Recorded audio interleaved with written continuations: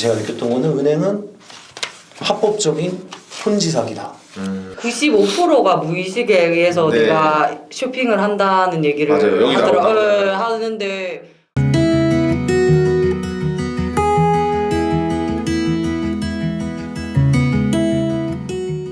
스타트 하기 직전에 다 읽었어요. 책 내용이 되게- 오늘 말씀 많이 해주시면 됩니다. 계단에서 내려오시는데 책을 이렇게 보시면서 내려오시겠어요. 무슨 스캔하시는 거 지금 네. 컨셉인 줄 알았어요. 근데 참 좋은 책 아니에요 이 책. 그쵸? 아 너무 좋죠. 맞아요. 교과서 같았어요. 맞아요. 진짜로. 이게 보니까 10년 전에 딱 이게 맞습니다. 출간이 된 12년, 예. 책이더라고요. 근데 지금의 상황에서도 똑같은 이 책은 비슷해요. 너무 비슷해서 이 네. 책 지금 읽어도 너무 도움이 많이 됐던 책인 것 같아요. 간략하게 한번 소개 한번 아, 해봐 네네. 주시겠어요? 네. 일단 이 책을 제가 이제 인터넷에서 처음 알게 됐던 게 상호를 말해도 되나? 월급쟁이 부자들. 네, 아, 그게 안 돼요. 상호. 우리가 월급쟁이 진짜, 부자들 진짜. 해가지고 그 알고리즘에 같이 얻어걸리면 더 좋은 겁니다. 월급쟁이 월부 부자들. 화이팅! 너나이 화이팅. 월북 카페에서 네네. 추천 도서로 있었더라고요 이게. 아, 2년 전, 추천 도서가 3년 전 있었구나. 추천 도서로 있었고 이거 괜찮은 책이 있다 하고 구매를 했는데 지금 상황에서 보기 딱 좋은 책이더라고요. 맞아요. 이때도 이제 2010년에 그 EBS 다큐프라임이라는 채널에서 나왔던 자본주의에 대한 실체 그걸 이제 책으로 쭉 요약해 놓은 거거든요. 근데 그때도 이게 책이 발간된 게 2023년이니까 맞아요. 2013년? 2013년. 네, 2013년이니까 한참 최저의 바닥을 찍었던 모든 맞아요. 아파트나 뭐 주식도 그렇고 완전 바닥을 찍었던 시기에 이 책이 딱 나왔었는데 지금 상황이랑도 거의 굉장히 비슷한 것 같아요. 그래서 이제 이 책을 읽고 느꼈던 거는 이게 은행은 진짜 은행은 네. 되게 안 좋은 쪽으로 바라볼 수밖에 없는 책이더라고요. 이제 제가 느꼈던 거는 은행은 합법적인 폰지 사기다. 뭐 이런 걸 좀 느꼈거든요. 그 폰지 사기라 하면 저희가 뭐 많이 알고 있는 게 뭐 코인에서 많이 나오잖아요. 네. 여기서 돈 받고 다시 돌려주고 돈 받고 돌려주고 또 돌려막다가 결국 파산하는. 네. 근데 그거랑 시스템이 거의 똑같더라고요. 은행이. 그렇죠. 이 사람한테 맞아요. 돈을 받아서 다른 사람한테 빌려주고 신용 창조해서 인플레이션을 올리고. 그래서 어렸을 때 이제 은행 광고가 나오면은 항상 뭐 가족들과 자녀들과 이렇게 네. 뛰어놀면서 이제 좋은 모습만 좋은 이미지로. 네, 좋은 이미지로만 항상 보여줬었는데 은행의 또 다른 이면을 볼 수 있어갖고 굉장히 좋았던 책인 것 같습니다. 제가 궁금했던 게 이 은행에 대해서 되게 세세하게 나오잖아요. 네. 이런 부분들이 다들 모르셨어요? 처음 알았어요, 진짜. 저도 몰랐어요. 그래서 뭐 여쭤보는 거예요. 어렴풋이 알았는데 그 고백하면은 네. 네네. 종이의 집이라는 넷플릭스 네네네네네. 그게 약간 어떻게 보면은 이 자본주의를 굉장히 신랄하게 비판하는 맞아. 드라마거든요. 거기 막 돈 찍어내려고. 네. 네, 그 은행 털고 하잖아요. 네. 그들만의 명분이 네, 있어요. 네. 그래서 여배우가 너무 연기를 잘하고 이뻐가지고 보긴 했는데 가만 보니까 네. 은행을 비판하고 그런 자본주의를 비판하는 그런 드라마더라고요. 그래서 약간은 이제 어렴풋이 알고 있었습니다. 근데 이걸 보면서 더 구체적으로 은행 내부 일하는 분들을 다 비판할 수는 없지만은 네. 그런 부분이 있구나. 부장빠님은 어떠셨어요? 저는 이제 남의 돈으로 얘네들이 이제 이자에 대한 장사를 하는 것 맞아요. 정도까지만은 이해를 했었는데 제가 알고 있는 상상 이상으로 굉장히 그 이야기가 되게 와닿지 않았어요? 그 섬의 섬. 네.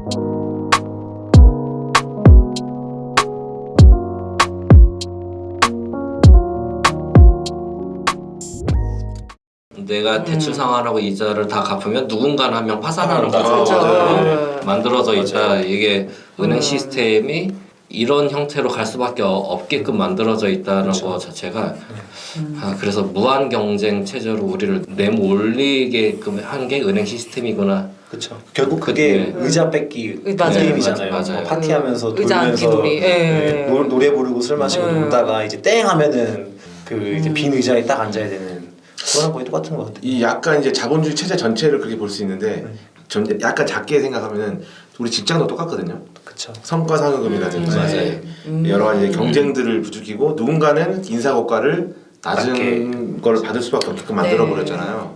저는 그걸 즐겼습니다. 잘하셨군요. 아니요, 잘하지 않았고 네. 대놓고 적당히 했습니다. 대놓고. 인사고과 나한테 최하위를 주라. 성과상여금 네. 나 안 받아도 된다. 야근수당 필요 없다. 라고 선언을 한 게 한 2년 정도 됐었어요. 참 되게 힘들었죠. 거기서 오는 압력과 압박들이 굉장히 심각했는데 아니, 등기가 늘어나니까 우울해지면 한번 보고. 등기 한번 보고. 네. 마음의 안정을 찾으신 거네요.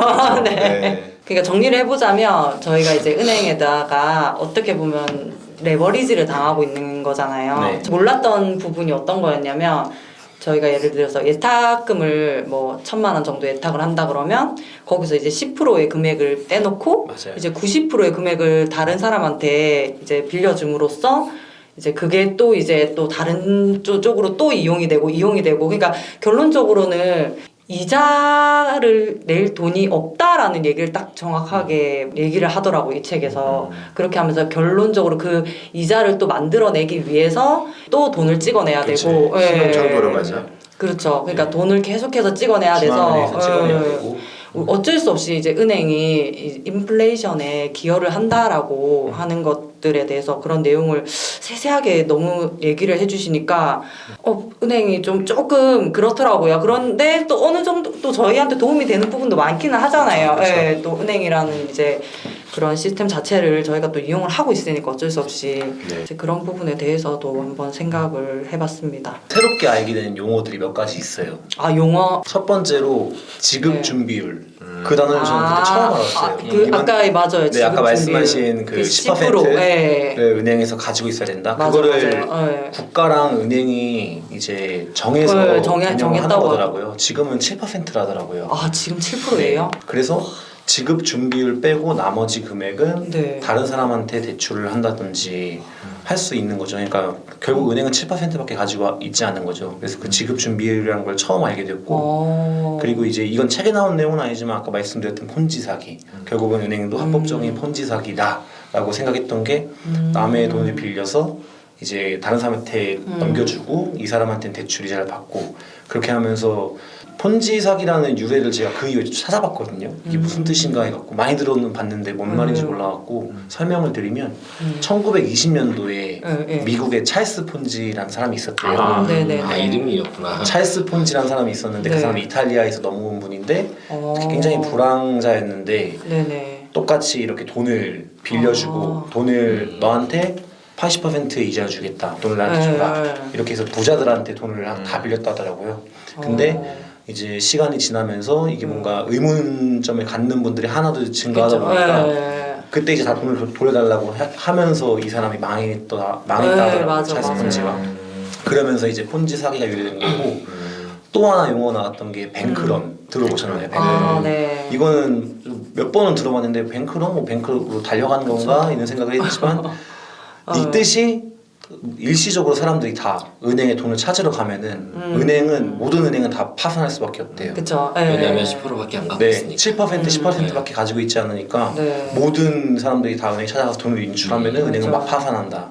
그게 예전에 이제 2008년도 서프라임 모기지 사태 때 네, 맞아요. 그때 똑같이 뱅크런에서 파산을 한 거고 맞아요. 그런 용어들을 이 책을 통해서 다시 한번 알 수 있어갖고 좋았고 한번 다시 한번 정리를 해드렸습니다.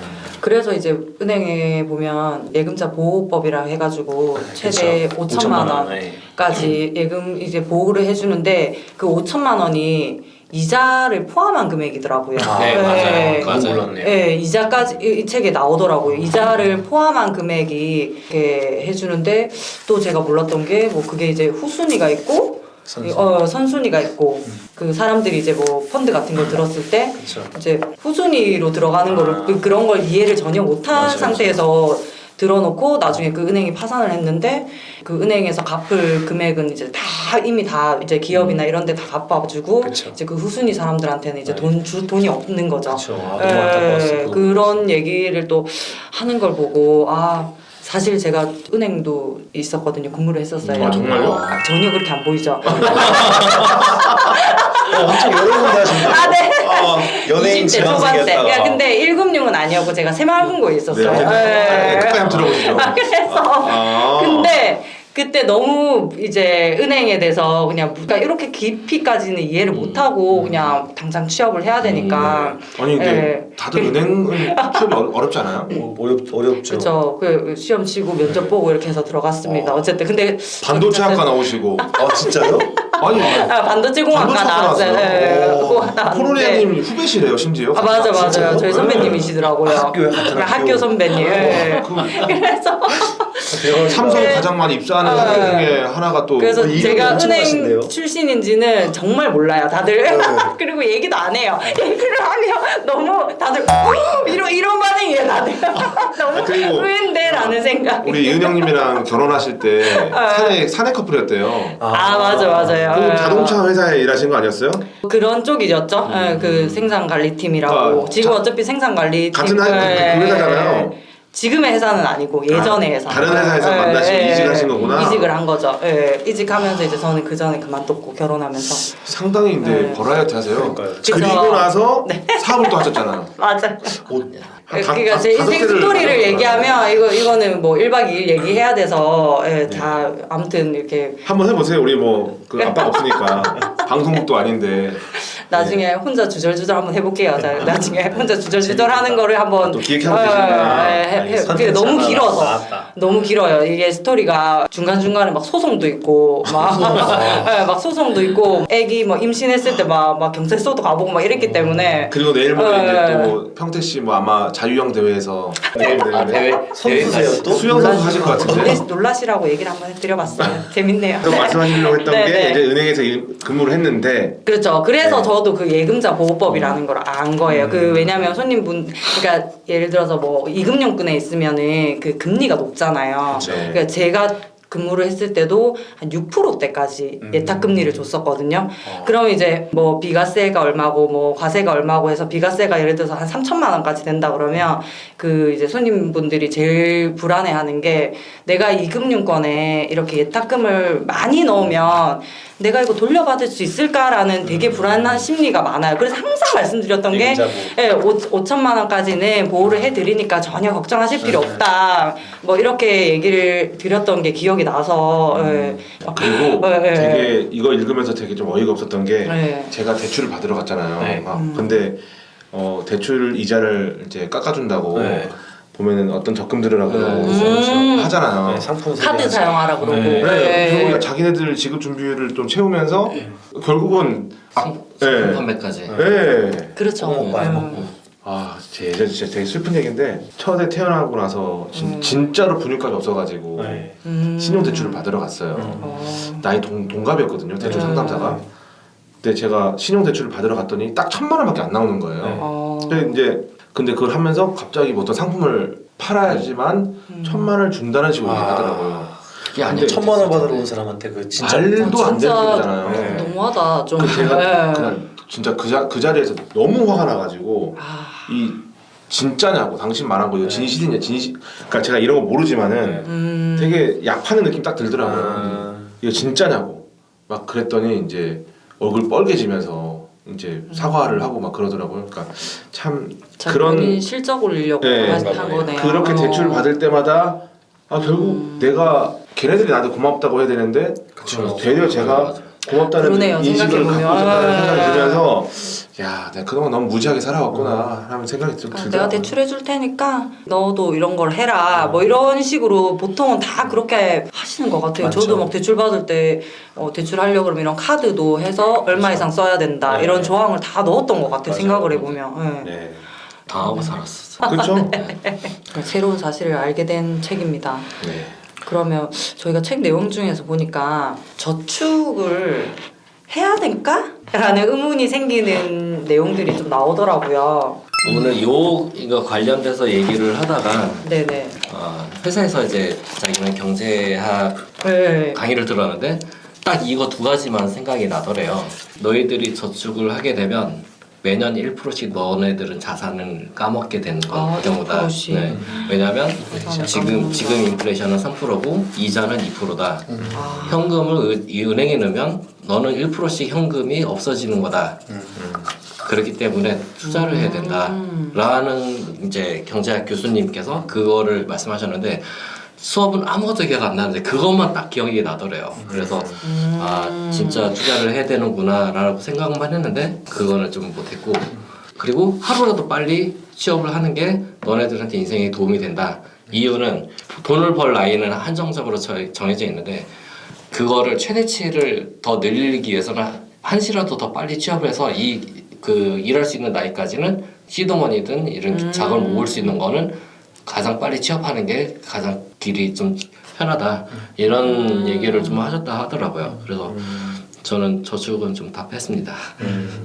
저축하고 계세요? 저는 하고 있어요. 저는 이제 대출 때문에 하는 강제저축 말고. 네, 대출은 이제 따로 있는 거고 대출 때문에 하는 강제저축 말고 따로 저축을 하고 있는 게 저축에 대해서는 장기적으로는 부정적으로 부자빠님처럼 부정적으로 생각을 하고 있는데 시드를 모으기 위한 저축은 이거는 무조건 옳다고 생각을 하거든요. 그래서 뭐 3천만 원이든 5천만 원이든 결국은 투자를 하려면은 빚내서 투자할 수가 없잖아요. 그렇죠. 종잣돈을 네. 만들려고 종잣돈을 하면, 만들기 위해서는 무조건적으로 소비를 최소한으로 줄이고 저축을 맞아요. 하는 과정은 네. 이거는 그냥 어느 누구라도 다 할 수밖에 없는 거라 생각을 하거든요. 특히 사회초년생 분들은 맞아요. 더더욱 그거를 신경 써서 뭐 최소 3천만 원 정도라도 모아 그걸로 이제 종잣돈 만들어서 투자를 해야 되기 때문에 이런 종잣돈 모으는 저축은 필요하다고 생각을 하고 있어요. 그렇죠. 너무 현금이 없는데. 그쵸. 네.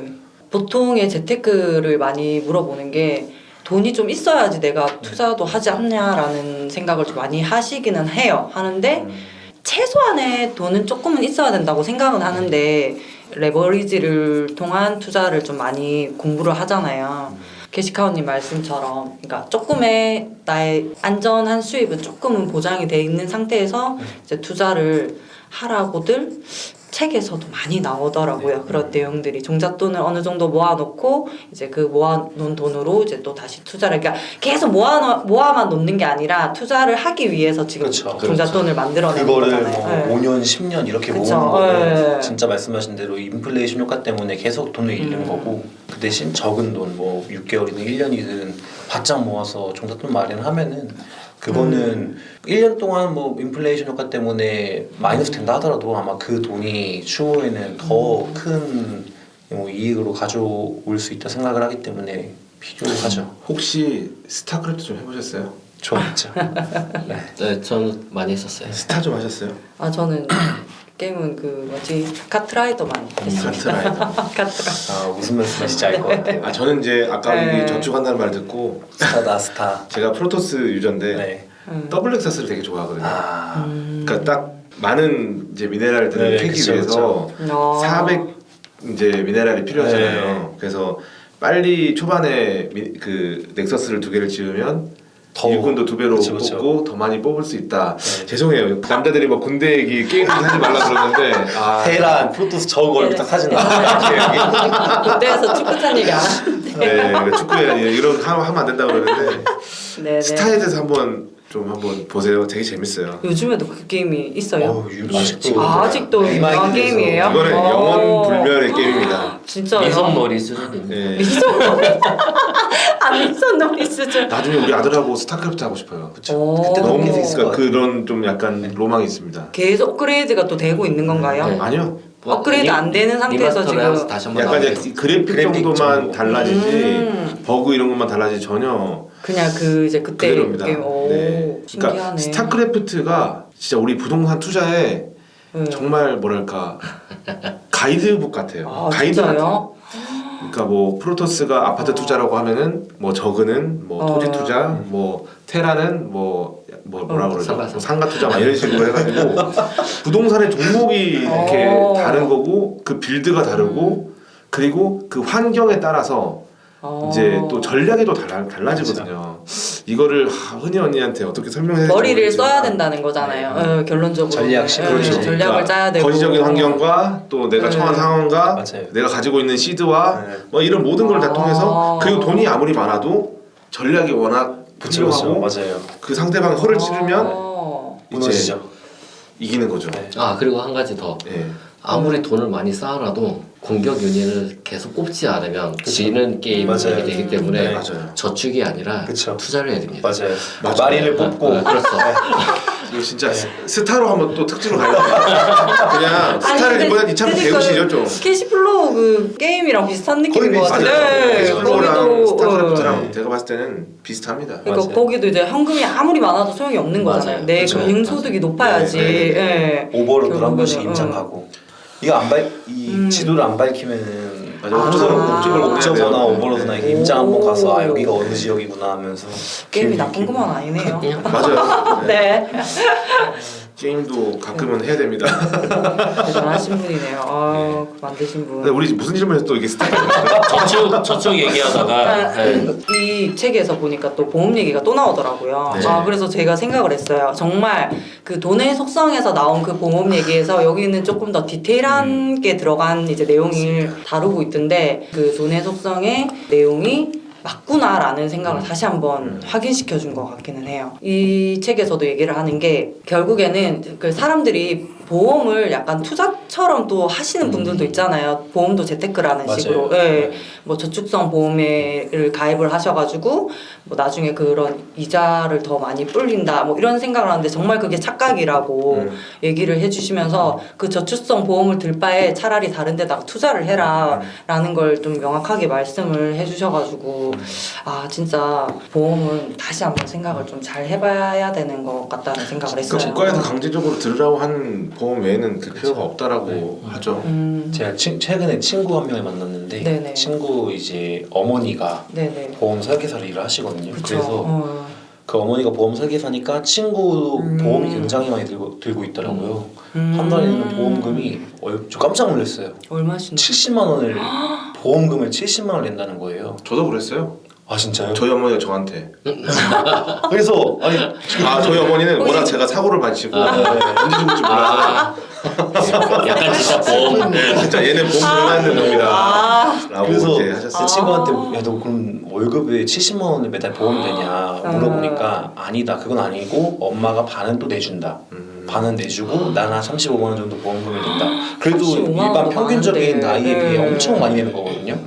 그래서 제가 그 친구한테 조언을 했던 게 아니 어떻게 보면은 어머니의 그 수익을 위해서 들어준 건 이해를 하는데 차라리 그냥 보험을 들지 말고 그냥 어머니한테 용돈을 드려라. 35만 원을 그냥 용돈을 드리는 게 낫지 않냐. 왜냐면은 결국 보험회사에서 사업비도 빼가고 맞아요. 그렇죠. 그런 건데 그냥 어머니한테 용돈 드리고 그런 거 낫지 않겠냐라고 조언했는데 그 조언을 들을지 모르겠어요. 근데 그 친구도 살짝 마인드가 너무 과도한 거라고 인지는 하고 있더라고요. 지금 와서 생각해 보니까 돈의 네. 속성 책이 진짜 명서입니다. 그렇죠. 맞죠. 예. 그러니까 뭐 이렇게 디테일하게 다 설명을 못 하시지만 어쨌든 이제 그런 내용도 담고 있었고 어떻게 좋은 보험을 이제 고를까라는 이제 답은 여기에 또 얘기를 하시는 게 최소한의 비용으로 최대의 보장이 될 수 있는 보험을 꼭 들어야 한다면 그렇게 들어놓으라고 얘기는 하더라고요. 좀 관계 때문에 좀 많이 들어주기도 하죠. 그쵸. 네. 또 관계에서 맞아요. 네. 그게 제일 좀 친구들이 또 이제 들어달라고 부탁하면 또 그냥 들어줄게 하고 들어주고. 근데 저는 3년 넘기는 친구 못 봤어요. 떠나죠. 보험을 시작을 하고, 그러니까 나이가 어느 정도 드신 분들, 뭐 10년, 20년 하신 분들은 이렇게 많이 보지만은 초반에 시작했다고 하고 와서 이제 보험을 이렇게 막 설명을 하는데 그 친구가 3년 이상을 하는 그거는 진짜 못 본 것 같아요. 맞아요. 보험 팔아놓고 떠났어요.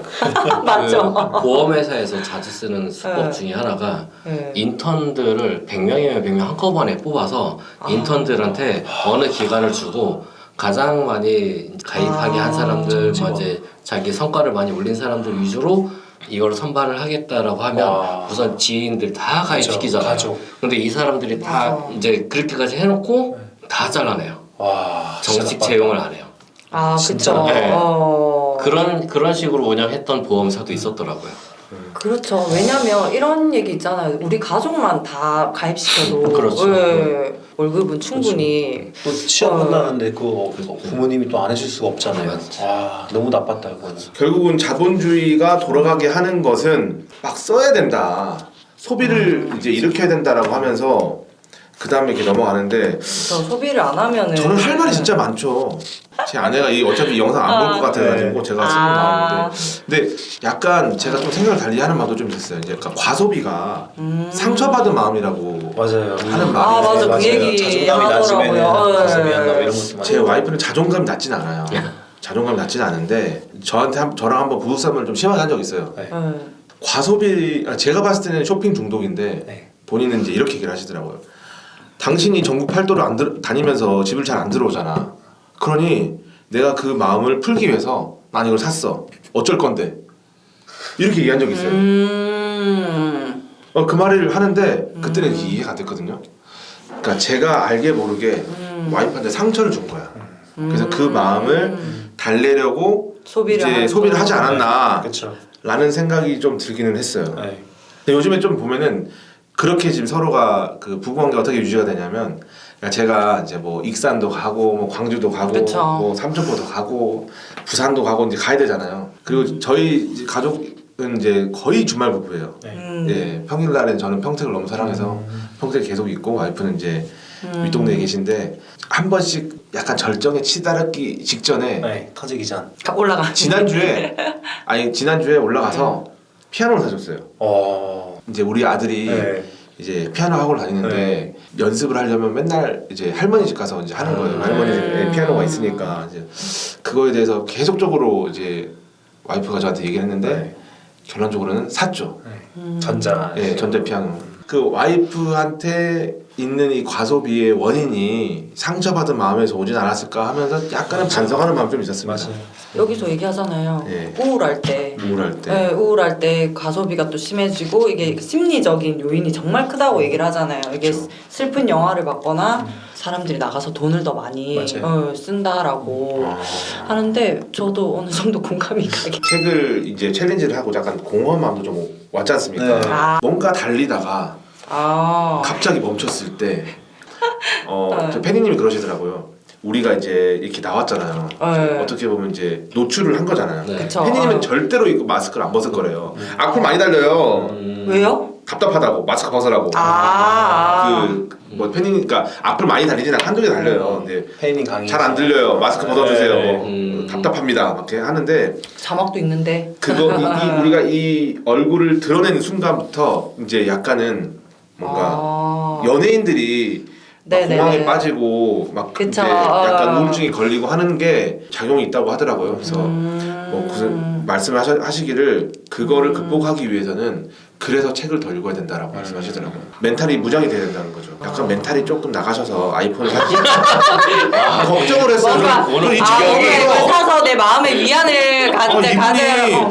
이분이 근데 저 약간 그런 것도 있어요. 그 소비에 대해서 막 얘기한 게, 그러니까 저를 달래기 위한 95%가 무의식에 의해서 네. 내가 쇼핑을 한다는 얘기를 맞아요. 여기 나오더라고요. 하는데 제가 블로그에도 그러니까 글을 썼네 생각을 해보니까 그 무의식에 대해서 네. 그러니까 나는 분명히 계산을 다 하고 내가 필요에 의해서 딱 산 건다고 생각했는데 그게 아니라 내가 무의식에 의해서 이거를 구매한다라고 그게 더 크게 작용을 한다고 하더라고요. 그래서 마케팅도 무의식을 겨냥한다고. 맞아요. 맞아 그 얘기가 있었어. 제가 네, 보면서요. 좀 어두운 걸 별로 안 좋아하고 싫어하고 그러거든요. 어두운 거요? 네, 이제 집에 들어가면 모든 불을 다 켜고 다녀요. 이제 매번 혼나긴 하는데 그쵸. 뭐 어렸을 때 어떤 트라우마가 있었는지 기억도 안 나긴 하는데 좀 어두운 것 자체를 별로 안 좋아해요. 그래서 집은 무조건 밝고 좀 최대한 이렇게 환하게 유지를 하고 싶어요 하는데 이게 이제 제 무의식 속에 있다 보니까 이게 어느 날 집에서 손전등 요만한 손전등 라이트들 이제 자전거 라이트 뭐 이제 손전등 이런 것들을 이렇게 꺼내서 보니까 10개더라고요. 그러니까 저도 모르는 사이에 무의식의 지배를 받아서 이런 소비를 그러네요. 해왔더라고요. 같은 게 3개 있었고 막 같은 게 막 3개씩 나오고 그렇더라고요. 어떤 게 내부 어릴 때 좀 이식을 뭔가 무서운 게 있으셨나 봐요. 완전 시골에 살았을 때 네. 옛날 그 푸세식 화장실에 아, 있던 그 시골에서 파란 휴지, 빨간 휴지. 5살 때까지 그때 거기서 살았었거든요. 근데 할아버지 할머니가 앞에까지 와서 앞서 지켜봐 계시고. 주시고 그랬던 기억 말고는 딱히 뭐 없을 것 같은데 그 아마 그거였던 것 같아요. 당시에 화장실이 문제였군요.